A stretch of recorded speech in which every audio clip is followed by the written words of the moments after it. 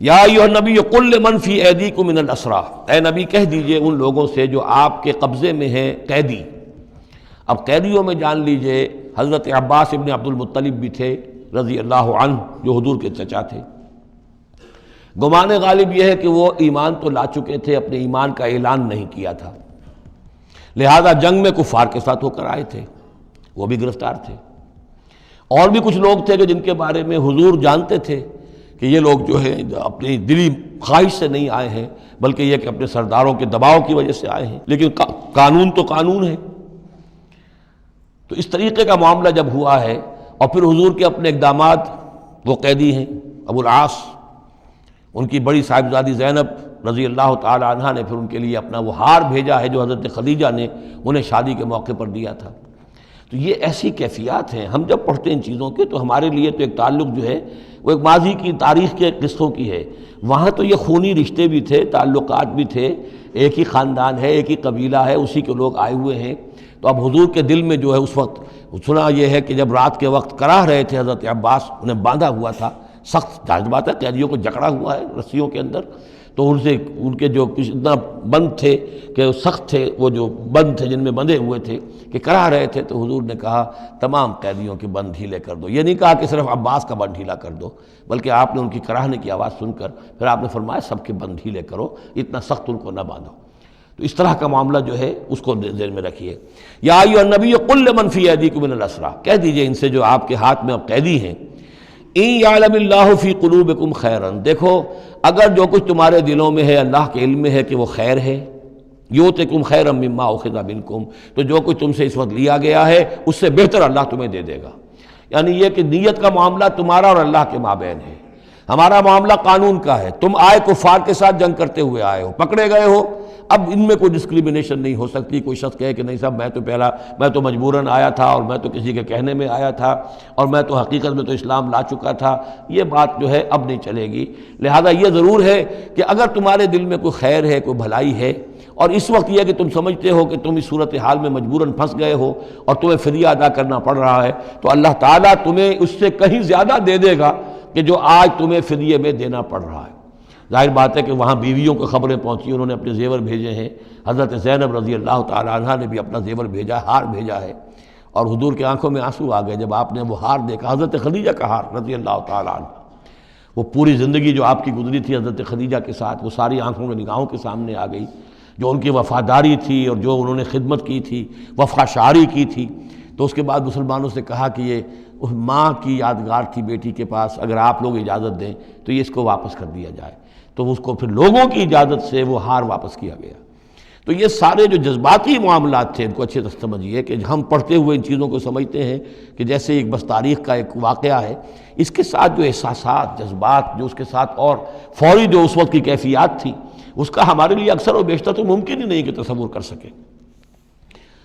یا ایھا النبی قل لمن فی ایدیکم من الاسریٰ، اے نبی کہہ دیجئے ان لوگوں سے جو آپ لوگوں کے قبضے میں ہیں اس وقت ان قیدیوں میں سے، ان یعلم اللہ فی قلوبکم خیرا، اگر اللہ کے علم میں ہے کہ تمہارے دل میں خیر ہے، یؤتکم خیرا مما اخذ منکم، تو جو کچھ تم سے لیا گیا ہے اللہ اس سے بہتر تمہیں دے دے گا، ویغفر لکم، اور تمہیں بخش دے گا، واللہ غفور الرحیم، اور اللہ غفور الرحیم ہے۔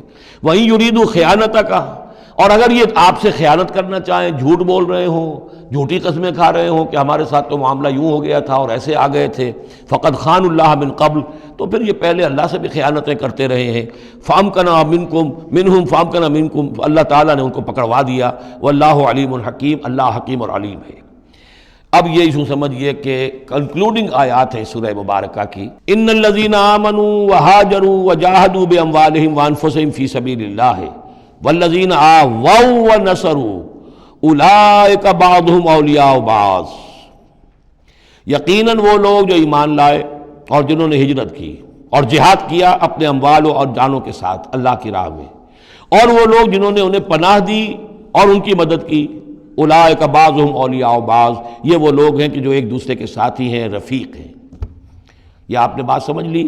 اس وقت تک مسلمان معاشرہ جو ہے یہ دو حصوں میں علیحدہ علیحدہ منقسم تھا، مہاجرین، انصار۔ اگرچہ مہاجرین اور انصار کو بھائی بھائی بنایا جا چکا تھا، لیکن ظاہر بات ہے کہ صرف اس طرح کے تعلق سے وہ پورا جو قبائلی نظام جو ہے وہ ایک دم تو تلپٹ نہیں ہو جاتا۔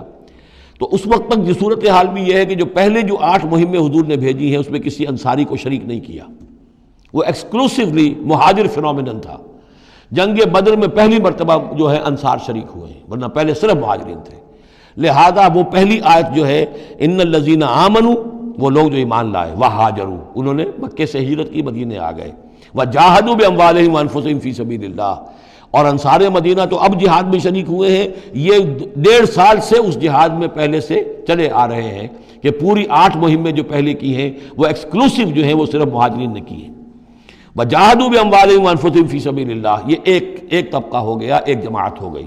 والذین آووا، اور انصار کی شان کیا ہے؟ انہوں نے انہیں جگہ دی، پناہ دی، اپنے گھر تقسیم کر دیے، اپنی دکانیں تقسیم کر دیں، اور اس طریقے سے مسلمانوں کے لیے اپنے دلوں میں بھی اور اپنے گھروں میں بھی پوری جگہ پیدا کی۔ اولئک بعضهم اولیاء بعض، انہوں نے مدد بھی کی، یہ سب ایک دوسرے کے ساتھی ہیں۔ والذین آمنوا ولم یہاجروا، اور وہ لوگ کہ جو ایمان لائے لیکن ہجرت نہیں کی، ما لکم من ولایتہم من شیء، تمہارا ان کے ساتھ اب کوئی تعلق نہیں۔ آگے چل کر سورہ نساء میں جو بعد میں نازل ہوئی ہیں، پڑھ چکے ہیں ہم پہلے، ان میں تو یہ ہے کہ وہ کافر اور منافق قرار دیا گیا، ان کے ساتھ وہی سلوک کرو جو کافروں کے ساتھ ہے، انہیں پکڑو اور قتل کرو، الا یہ کہ کسی ایسی قبیلے سے ہوں جن کے ساتھ تمہارا معاہدہ ہو، وہ پورا قانون وہاں آ گیا ہے۔ لیکن یہاں بھی پہلی بات بتا دی گئی، اب کوئی ولایت باہمی تمہاری ان کے ساتھ نہیں ہے۔ یعنی فرض کیجئے کوئی شخص کہتا ہے میں تو ایمان لا چکا تھا، مجبوراً آئے تھے لیکن ہجرت کیوں نہیں کی؟ جب ہجرت نہیں کی تو اب تمہارا شمار ہوگا انہی لوگوں کے ساتھ جن کے ساتھ تم جنگ کر کے آئے ہو۔ تم یہ نہیں کہہ سکتے کہ میرا تعلق جو ہے اہل ایمان سے شمار کیا جانا چاہیے۔ والذین آمنوا ولم یہاجروا ما لکم من ولایتہم من شیء، تو کوئی تمہاری ان سے رفاقت نہیں ہے، کوئی تعلق نہیں ہے، کوئی عہد نہیں ہے، کوئی قول و قرار نہیں ہے۔ یہ آیت بھی معلوم ہوتا ہے کہ انہی جو اسیر تھے غزوہ بدر کے، انہی کی طرف اصل میں روح سخن ہے۔ حتیٰ یہاجروا، جب تک کہ وہ ہجرت نہ کریں، ہاں واپس جائیں، فدیہ دے کر جائیں، پھر ہجرت کر کے آ جائیں تو ٹھیک ہے، پھر وہ مسلمانوں میں سے ہوں گے، تمہارے بھائی ہوں گے، تمہارے حمایتی ہوں گے اور تم ان کی حمایت کرو گے۔ وَإِنِ اسْتَنصَرُوكُمْ فِي الدِّينِ، اور وہ لوگ کہ جو ایمان تو لائے لیکن ہجرت نہیں کی، اپنے اپنے قبیلوں میں رہے یا مکے میں رہے، اگر وہ تم سے مدد مانگے دین میں، فَعَلَيْكُمُ النَّصْرُ، تو اے مسلمانوں تم پر واجب ہے ان کی مدد کرنا۔ إِلَّا عَلَىٰ قَوْمٍ بَيْنَكُمْ وَبَيْنَهُمْ مِيثَاقٌ، سوائے اس کے کہ وہ کسی ایسی قوم سے تعلق رکھتے ہوں کہ جن کے اور تمہارے درمیان کوئی معاہدہ ہے۔ اگر کوئی قبیلہ ہے کہ جس کے ساتھ حضور نے معاہدہ کیا ہوا ہے صلح کا، اور وہاں کوئی مسلمان ہے اور وہ ہجرت تو کر نہیں رہا، وہاں سے وہ مدد کی درخواست کرتا ہے کہ میری مدد کی جائے، تو اس کے خلاف اس کی مدد نہیں کی جائے گی، اس لیے کہ قوم کے ساتھ معاہدہ ہے۔ واللہ بما تعملون بصیر، اور جو کچھ تم کر رہے ہو اللہ اسے دیکھ رہا ہے۔ والذین کفروا بعضهم اولیاء بعض، اور وہ لوگ جنہوں نے کفر کیا وہ ایک دوسرے کے ساتھی ہیں، ایک دوسرے کے حمایتی ہیں، ایک دوسرے کے پشت پناہ ہیں۔ عرب قبائلی معاشرے کے اندر یہ جو ولایت کا معاملہ ہوتا تھا، اس میں پھر یہ ذمہ داریاں بھی آتی تھیں۔ کسی کے اوپر تاوان پڑ گیا ہے تو جو اس کے ولی ہیں، جو اس کے حلیف ہیں، ان کو بھی تاوان میں سے حصہ پہ دینا پڑتا تھا۔ کوئی قیدی ہو گیا ہے، اسے کوئی فدیہ دینا ہے، تو جو اس کے حلیف ہیں، جب اس کے گھر والے بھی وہ فدیے کے لیے رقم جمع کریں گے تو وہ حلیف بھی اس کے اندر اپنا حصہ ڈالیں گے۔ تو یہ تو معاشرے کے اندر جو قبائلی معاشرہ ہوتا ہے یہ چیزیں ہوتی ہیں۔ تو یہاں فرما دیا گیا جو کافر ہیں وہ ایک دوسرے کے حلیف ہیں، جو اہل ایمان ہیں وہ ایک دوسرے کے حلیف ہیں، لیکن اہل ایمان میں سے جو ہجرت نہیں کرتے وہ اہل ایمان کے حلیف نہیں ہیں، بلکہ وہ تو انہی کافروں کے ساتھ شمار ہوگا ان کا جن کے ہاں وہ رہ رہے ہیں۔ البتہ یہ کہ اگر وہ مدد طلب کریں تمہیں مدد کرنی ہوگی، بشرطے کہ ان کے قبیلے سے تمہارا کوئی معاہدہ نہ ہو۔ الا تفعلوہ، اگر تم ان چیزوں کو پابندی نہ کرو، ایک مسلمان ہے وہاں سے اس نے خط لکھ دیا ہے کہ مجھے یہاں ستایا جا رہا ہے، حالانکہ اس قبیلے سے آپ کا معاہدہ اور آپ چڑھ دوڑے اس قبیلے کے اوپر، تو یہ معاملہ نہیں چلے گا دنیا کے اندر۔ ہر چیز کا ایک قاعدہ ہے، قانون ہے، اسے وہاں سے ہجرت کرنی چاہیے، یا ہجرت نہیں کر رہا ہے تو تکلیف جھیلنی چاہیے، برداشت کرنی چاہیے۔ مسلمان مدد نہیں کر سکتے چونکہ اس کے قبیلے سے مسلمانوں کا معاہدہ ہے۔ الا تفعلوہ، اگر یہ قواعد و ضوابط پیش نظر نہیں رکھو گے، ان کی پابندی نہیں کرو گے، تکن فتنۃ، تو پھر تو یہ ہے کہ فساد برپا ہو جائے گا، فتنہ پھیلے گا، فی الارض و فساد کبیر، اور بہت بڑی جو ہے بدامنی ہو جائے گی۔ اب وہ آیت آگے جس کا میں نے ذکر کیا تھا، والذین آمنوا وہاجروا وجاہدوا فی سبیل اللہ والذین آووا ونصروا اولئک هم المؤمنون حقا۔ اب ان دو طبقات کو جمع کر دیا گیا، والذین آمنوا وہاجروا وجاہدوا فی سبیل اللہ والذین آووا ونصروا۔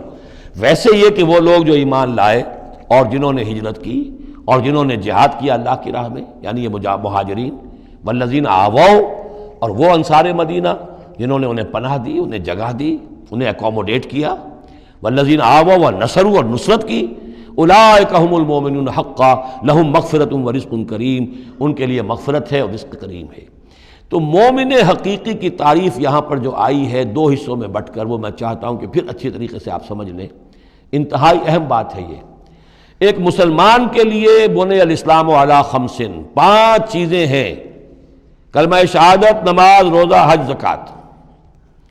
لیکن حقیقی مومن ہونے کے لیے 2 چیزیں اور بڑھیں گی، صرف شہادت نہیں، یقین قلبی، اور نماز، روزہ، حج، زکوٰۃ کے ساتھ جہاد فی سبیل اللہ۔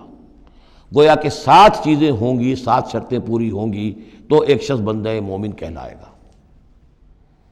یہ تعریف ہے کہ جو سورہ الحجرات کی آیت نمبر 14-15 میں آئی، وہاں پہلے فرمایا قالت الاعراب آمنا قل لم تؤمنوا ولکن قولوا اسلمنا ولما يدخل الايمان في قلوبكم۔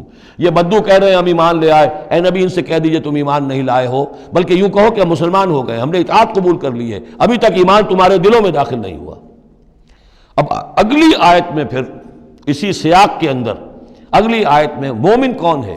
انما المؤمنون الذین آمنوا باللہ ورسولہ ثم لم یرتابوا۔ مومن تو وہ ہیں جو ایمان لائیں اللہ پر، اس کے رسول پر، پھر شک نہ باقی رہے، یقین بن جائے۔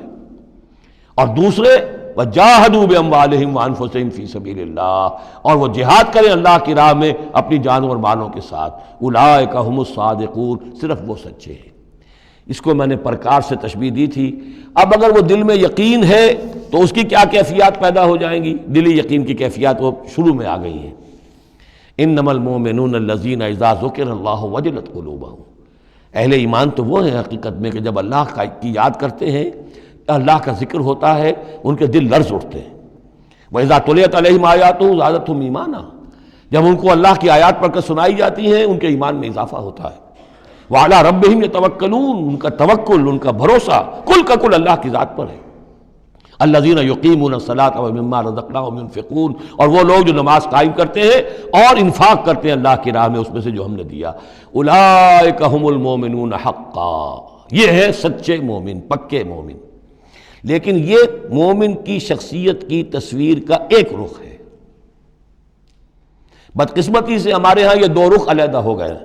معاملہ یہ ہے کہ یہ ہے ایک ورق، اس ورق کا ایک صفحہ یہ ہے، ایک صفحہ یہ ہے، یہ انسیپریبل ہے، صفحات کو جدا نہیں کر سکتے آپ۔ ورق ایک ہے، اس کا ایک رخ یہ ہے صفحہ، ایک رخ یہ ہے صفحہ۔ مومن کی شخصیت کا ایک صفحہ، اس کی تصویر کا ایک رخ یہ ہے، دل میں یقین ہے، اللہ کی یاد کرتا ہے، دل لرزتا ہے، آیات قرآنی پڑھتا ہے یا سنتا ہے، دل میں ایمان بڑھتا ہے، ہر معاملے میں توکل، اس کا بھروسہ اللہ کی ذات پر ہے، نماز قائم کیے ہوئے ہے، زکوٰۃ ادا کرتا ہے، اللہ کی راہ میں خرچ کرتا ہے۔ یہ شخصیت کا ایک رخ ہو گیا، اولئک ھم المؤمنون حقا۔ لیکن یہ ایک رخ ہے، اور دوسرا رخ کیا ہے؟ والذین آمنوا وہاجروا وجاہدوا فی سبیل اللہ والذین آووا ونصروا اولئک ھم المؤمنون حقا۔ اور وہ لوگ جو ایمان لائے، جنہوں نے ہجرت کی، جنہوں نے جہاد کیا اللہ کی راہ میں، اور وہ لوگ جنہوں نے انہیں جگہ دی، پناہ دی اور ان کی مدد کی، یہ ہے مومن سچے۔ تو تصویر کے ان دونوں رخوں کو جوڑیے، یہ ہے اصل میں جو آج کی ضرورت ہے۔ صحابہ کرام کی شخصیتوں میں یہ دونوں رخ تھے۔ جیسے زوال آیا ہمارے ہاں، اڑائے کچھ ورق لالے نے، کچھ نرگس نے، کچھ گل نے، چمن میں ہر طرف بکھری ہوئی ہے داستاں میری، دین کے حصے بکھرے ہو گئے، کوئی حلقے ذکر کے ہیں تو ان کو جہاد وغیرہ سے کوئی غرض نہیں، کوئی جہادی تحریکیں ہیں تو ان کے اندر جو ہے وہ دوسری کیفیات نہیں۔ اس طرح کے معاملات جو ہے تقسیم ہو چکے ہیں۔ جب تک کہ یہ مکمل شخصیتیں وجود میں نہیں آئیں گی، یہ ظاہر بات ہے صحابہ کی کمیت کے اعتبار سے تو وہاں تک نہیں پہنچ سکتے، لیکن ان کا عکس تو ہو، اس طرح کی کیفیت متوازن طریقے پر۔ اگر 25% ادھر ہے 25% ادھر بھی ہو، 10% ادھر ہے 10% ادھر بھی ہو، لیکن ایک ہی طرف 70% ہو جائے دوسری طرف 0 ہو، وہ معاملہ گڑبڑ ہے۔ یہ دونوں جو رخ ہے شخصیت کے، ان کو جمع کرنے کی ضرورت ہے۔ اولئک هم المؤمنون حقا لهم مغفرۃ ورزق کریم، ان کے لیے مغفرت ہے اور رزق کریم ہے۔ اللہم ربنا اجعلنا منہم، اللہم ربنا اجعلنا منہم والذین آمنوا من بعد وہاجروا وجاہدوا، اور جو لوگ بعد میں ایمان لائے یا لائیں گے اور ہجرت کریں، جہاد کریں، وجاہدوا معکم، تمہارے ساتھ ہو کر جہاد کریں، فاولئک منکم، تو اے مسلمانوں وہ تم ہی میں سے ہیں، تمہاری جماعت، تمہاری امت حزب اللہ کے حصے ہوں گے۔ وَأُولُو الْأَرْحَامِ بَعْضُهُمْ أَوْلَىٰ بِبَعْضٍ فِي کتاب اللہ، البتہ اللہ کا جو قانون ہے، جو شریعت ہے، مثلا جو وراثت کا معاملہ ہے، اس کا تعلق جو اولو الارحام کے ساتھ ہے۔ یہ جو بھائی چارہ تھا، اس کے بنا پر وراثت نہیں ہے۔ وراثت ہوگی وہی جو رحمی رشتے ہیں، جن کے بنا پر کہ وراثت کا قانون بنا دیا گیا۔ اولو الارحام بعضهم اولیٰ ببعض فی کتاب اللہ، اللہ کی شریعت کے ضابطے کے قانون میں بہرحال جو رحمی رشتے ہیں وہ یقیناً مقدم ہیں۔ ان اللہ بکل شیء علیم، یقیناً اللہ تعالی ہر چیز کا علم رکھتا ہے۔ بارک اللہ لی ولکم فی القرآن العظیم ونفعنی وإیاکم بالآیات والذکر الحکیم۔